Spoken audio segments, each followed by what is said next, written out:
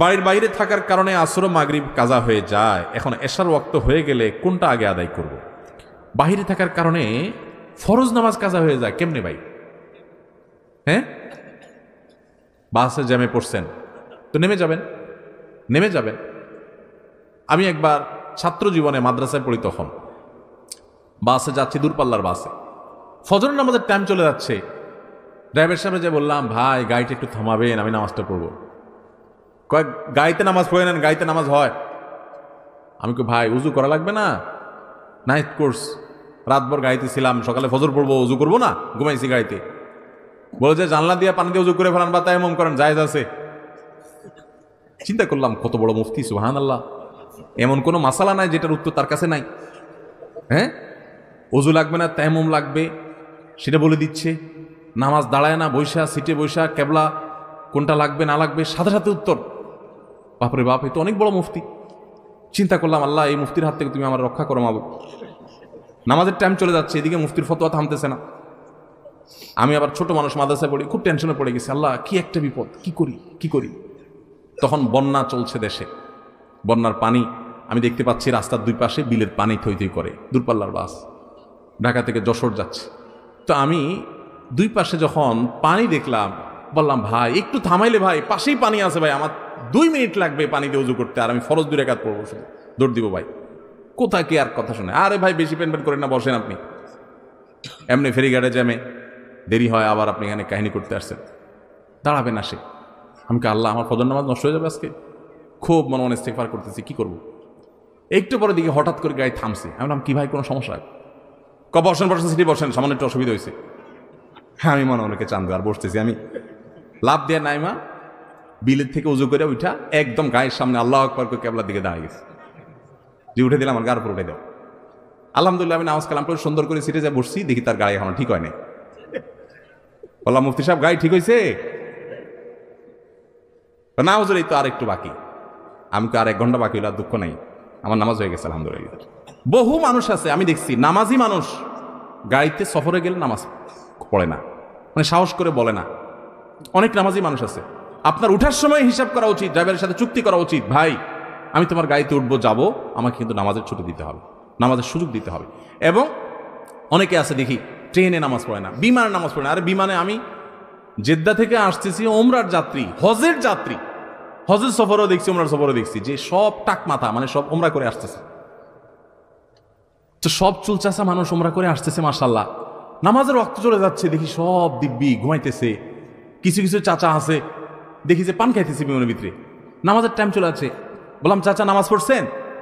কয় না তো বাবা। তো নামাজ পড়েন নাই, টাইম চলে যাচ্ছে তো, পান খাইতেছেন। কয় বিমানের নামাজ পড়বেন কেমনি? বিমানের পান নিয়ে আসছেন, বিমানে পান পাওয়া যায় না, বিমানের অন্যান্য খানা দিল, পানটা আপনাকে দিবে না, এটা বুঝেন, এটা মাথায় আছে, সেজন্য পান সাথে নিয়ে আসছেন। তো বিমানে যদি উজু করতে না পারেন, বুড়া মানুষ, তাই মাটি আনেন নাই কেন? নামাজের গুরুত্ব বুঝে না।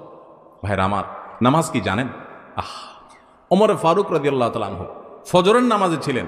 ফিরুজা লুন নামক অগ্নিপূজক যখন খঞ্জর দিয়ে তার পেটে আঘাত করেছেন, নাড়ি বুড়ি বের হয়ে গেছে, কিন্তু প্রাণ তখনও বের হয় নাই। উনি তো লুটায় পড়ে গেছেন। ওনাকে নিয়ে যাওয়া হলো। যখন নিয়ে যাওয়া হয়েছে, উনি নামাজের ইমামতি করতেছিলেন ওই অবস্থা। যখন তাকে নিয়ে যাওয়া হলো, ওমর ফারুক রাদিয়াল্লাহু তাআলা আনহু মানে সেন্সলেস, তো হঠাৎ সেন্স আসলে উনি মাথাটা উঁচু করছেন। ওনার ছেলে মেয়েরা, পরিবারের লোকেরা সবাই দৌড়ে আসছে, মনে করছে শরীর থেকে এত রক্তক্ষরণ হয়েছে, প্রাণ বের হয়ে যাবে যে কোনো মুহূর্তে, হয়তো একটু পানি চায় শেষ মুহূর্তে, মানুষের গলা শুকায় যায়, এটা আমি যে রক্ত সব বের হয়ে যাচ্ছে, কষ্টের জন্য হয়তো পানি টানি চাইবে বা কোনো ওসিয়ত করবে মরার সময় বাচ্চাদেরকে। যখন মাথা উঁচু করছেন, কাছে যখন পরিবারের লোকরা আসছে, তখন বলছে যে ফজরের নামাজটা তো বাকি আছে।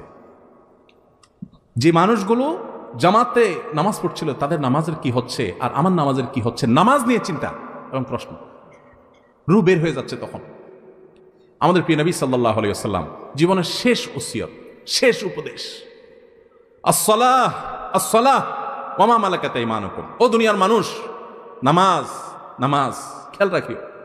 কিয়ামতের ময়দানে দেখবেন প্রথম হিসাব আল্লাহ তাআলা নেবেন, আমলের মধ্যে প্রথম হিসাব নেবেন, নামাজের হিসাব আগে দাও। নামাজের হিসাব যা ঠিকঠাক হয়ে গেছে, ভেজাল পাওয়া যায় নাই, অন্য সবগুলো আল্লাহ তাআলা সহজ করে দিবেন। এই জন্য ভাইয়ের আমার, কোনো অজুহাতে গাড়ির জ্যামে পড়ছেন, এটা করছেন সেটা করছেন, এই অজুহাতে নামাজ দেরি করবেন, এই সুযোগ আপনি প্রয়োজনে গাড়ি ছেড়ে দিবেন। হ্যাঁ, কোথাও যদি এরকম হয় যে এই মুহূর্তে এই জায়গায় গাড়ি ছাড়লে আপনি বিপদে পড়তে পারেন, তাহলে সেটা ভিন্ন কথা। কিন্তু ওইরকম কেস সাধারণত আমাদের দেশে এরকম জায়গা নাই, খুব কম। আপনি চাইলে নামাজ পড়তে পারেন। অতএব কোনো ওয়াজিফাতে নামাজ কাজা করা যাবে। আল্লাহ তাআলা আমাদের সবাইকে তৌফিক দান করুন। যদি কোনো কারণে কাজা হয়ে গেছে, আপনার ইচ্ছার বাইরে ভুলে গেছেন বা ফাঁসা গেছেন কোনো কারণে, তাহলে পরবর্তীতে আপনি নামাজগুলো পড়ে ফেলবেন এবং যে কাজা হয়ে গেল এটার জন্য আল্লাহর কাছে মাপ চাইবেন।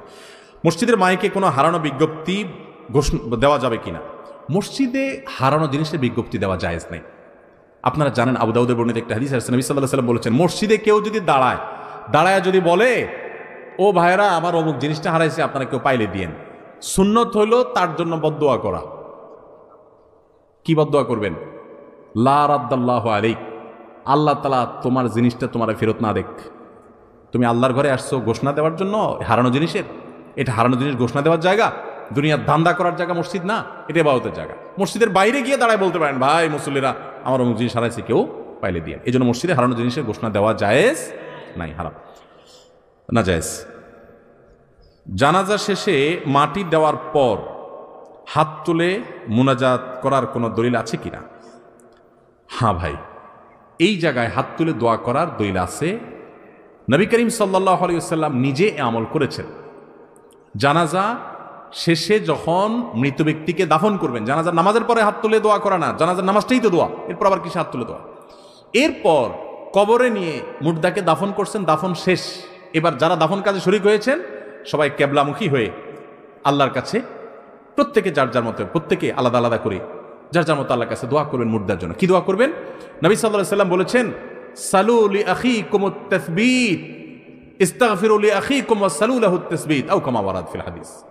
অর্থাৎ তোমাদের ভাই যার দাফন করলা, এখন তার জন্য আল্লাহর কাছে দোয়া করো, আল্লাহ যেন তাকে মাফ করে দেয়। আরেকটা দোয়া হলো, আল্লাহ যেন তাকে ইমানের উপরে, এখন মুনকার নাকির যে প্রশ্ন করবে এটার উপর যেন অটল অবিচল রাখে। দুনিয়াতে সে ইমানদার ছিল, এখনো সেই ইমানের উপরে যেন টিকে থাকে, সে যেন বিচলিত হয়ে না যায়। এই জন্য আল্লাহর কাছে দোয়া করে, এই জন্য দোয়া করতে হয়। বাংলায় আপনি দোয়া করতে পারেন, আল্লাহ আপনি অমুককে, যার কবর আমি দিলাম মাত্র দাফন করলাম, আল্লাহ তাকে মাফ করে দেন।